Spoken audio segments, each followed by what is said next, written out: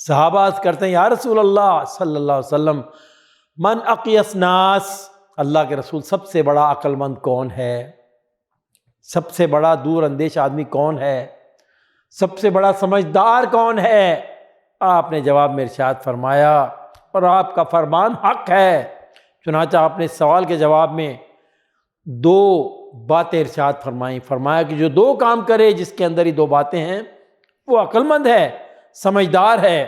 فرمایا اکثرہم ذکر للموت واکثرہم استعدادا، فرمایا سنو جو موت کو کثرت سے یاد رکھے کہ ایک دن مر جانا ہے، تو دنیا چھوڑ جانی ہے، یہ گھر چھوڑ جانا ہے، یہ کپڑے اتارے جائیں گے، نہ اترے تو کینچی سے کاٹ کے اتارے جائیں گے، یہ گھر چھوٹ جائے گا۔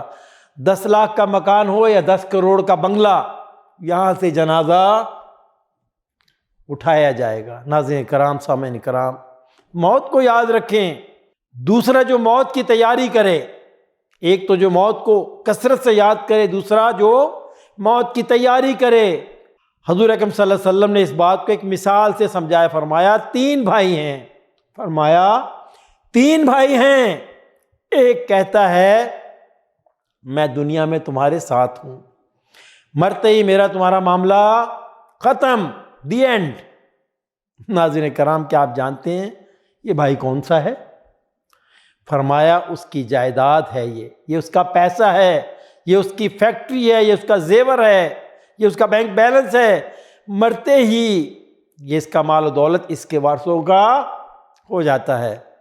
فرمایا دوسرا بھائی کہتا ہے کہ میں زندگی میں تیرے ساتھ ہوں، اور مرنے کے بعد میں تجھے غسل دوں گا، کفن دوں گا، تیرا جنازہ پڑھوں گا، اور قبر میں تجھے دفن کروں گا، دفن کرنے کے بعد تیرا میرا معاملہ ختم۔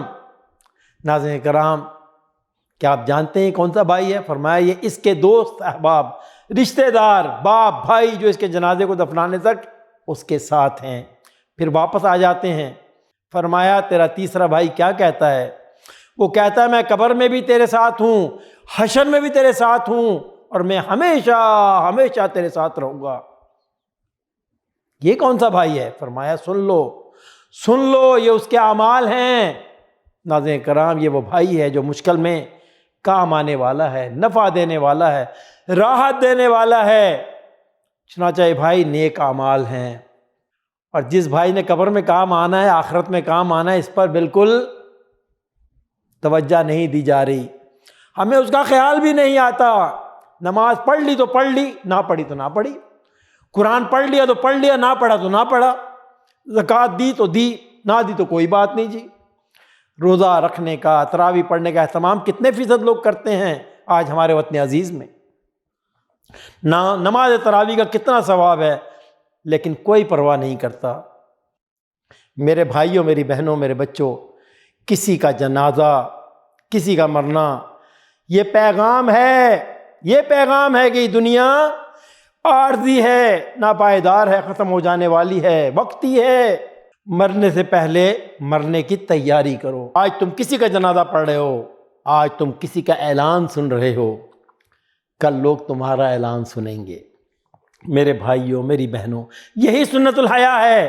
اللہ کی بارگاہ میں عاجزانہ دعا ہے کہ اللہ ہم سب کو قبر کی تیاری کی، آخرت کی تیاری کی توفیق عطا فرمائے۔ آمین یا رب العالمین۔ وصلی اللہ علی نبینا محمد وعلی آلہ وصحبہ اجمعین۔